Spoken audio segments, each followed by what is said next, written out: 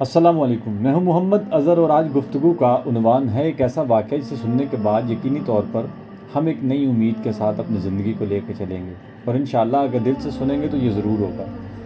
واقعہ ایک ہمارے گاؤں کا ہے اور اسے گاؤں میں اس قبرستان سے واقعہ منسوب ہے۔ ہمارے گاؤں میں ایک خاتون رہا کرتی تھی۔ وہ خاتون امید سے تھی، یعنی اس کو اللہ تعالیٰ نے ماں بننے کا شرف دینا تھا، تو اس سے پیدائش کے کچھ دن پہلے، ایک ویک پہلے لگا لیں آپ، تو وہ اس کی وفات ہو گئی، خاتون کی وفات ہو گئی۔ گاؤں والوں کو اتنا پڑھا لکھا بندہ نہیں تھا، کسی کے ذہن میں بھی یہ خیال نہیں آیا کہ کچھ ایسا ہو سکتا ہے، تو انہوں نے کیا کیا، تمام اس کے تدفین کے جو رسومات تھی مکمل کی اور اس کو دفنا دیا گیا۔ اس خاتون کو جب قبر میں دفنا دیا گیا تو کچھ ایک دن کے بعد محسوس کیا گیا کہ قبرستان سے کسی بچے کے رونے کی آواز آتی ہے۔ یہ واقعہ دیکھ کے تو یہ خبر تو گاؤں میں جنگل کی طرح پھیل گئی۔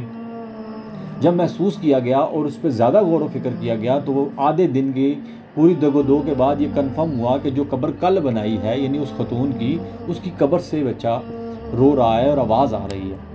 اب چہم گوئیاں ہونے لگ گئی۔ کچھ لوگوں کا خیال تھا کہ یہ اس کے پیٹ والا بچہ ہے، کچھ اور سوچ رہے تھے، جیسا کہ قبرستان سے منسوب بہت سی کہانیاں ہوتی ہیں، کچھ جنات ہیں، کچھ ایسا ہے، کچھ ویسا ہے، بہت ساری چہم گوئیاں ہونے لگ گئیں۔ لیکن بات یہ تھی کہ خیر ایک علماء سے میٹنگ ہوئی، وہ علماء نے یہ فیصلہ کیا کہ اس کی قبر کشائی کی جائے اور اگر یہ معاملہ جو بھی ہے اس کو واضح کیا جائے۔ تو قبر کشائی کی گئی اور دیکھا کیا گیا کہ وہ جو خاتون تھی اس کے پیٹ سے اللہ تعالیٰ نے قبر میں ہی اس بچے کو پیدا کر دیا اور وہ بچہ زندہ تھا، اور آج بھی وہ بچہ زندہ ہی ہے جس کی عمر تقریباً 14 سال ہے۔ اب اس بچے کو قبر جایا کے نام سے پکارا جاتا ہے، یعنی قبر میں پیدا ہونے والا۔ اس واقعے سے ذرا سمجھیے گا کہ اللہ رب العزت نے ہر انسان کو موت دینی ہے، جو قرآن کریم کے آیات کا ترجمہ ہے کہ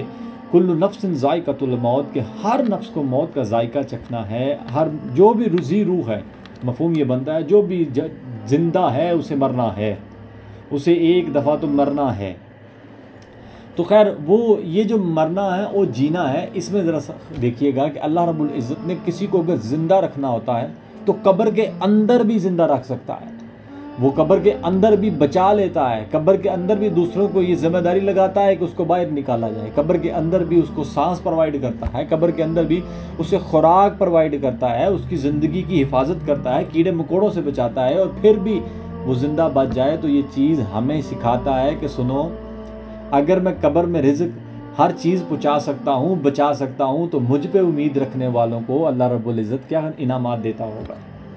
تو یہ سمجھیے گا، اللہ کی رحمت سے کبھی نہ امید مت ہوئیے گا، ایون کہ اگر چار دیواری ہو، وہ ساری طرف سے بند ہو، بالکل کوئی رستہ نہ بچے، پھر بھی اللہ کی امید اور اللہ کی رحمت سے نا امید کبھی مت ہوئیے گا، کیونکہ اللہ اس میں سے بھی کوئی نہ کوئی رستے عطا کرتا ہے۔ اس واقعے کو سمجھنے کے بعد یقین سے یہ میں کہہ سکتا ہوں کہ اللہ رب العزت پر یقین کر لیا جائے اور اس چیز کو مان لیا جائے کہ میرا نقصان، میرا نفع میرے اللہ کے علاوہ کوئی نہیں کر سکتا، تو یقین جانیں اتنا سکون اور زندگی میں آ جائے گا کہ جس کا ہم تصور بھی نہیں کر سکتے۔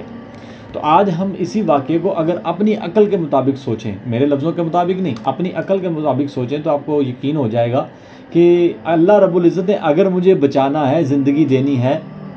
تو قبر میں اگر اتار بھی دیا جائے گا تو میری زندگی رہے گی، موت نہیں آئے گی۔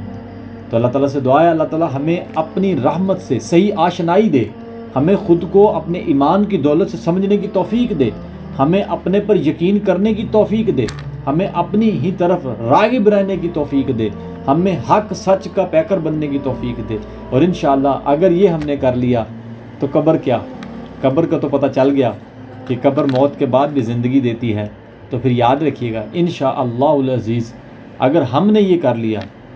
تو قبر ہمارا کچھ نہیں بگاڑ سکتی، کیونکہ اللہ کے ولیوں کو یا اللہ کے بندوں کو کوئی خوف نہیں ہوگا، نہ کوئی ڈر ہوگا۔ اللہ تعالیٰ سے دعا ہے اللہ تعالیٰ ہمیں سمجھنے کی توفیق دے۔ السلام علیکم ورحمۃ اللہ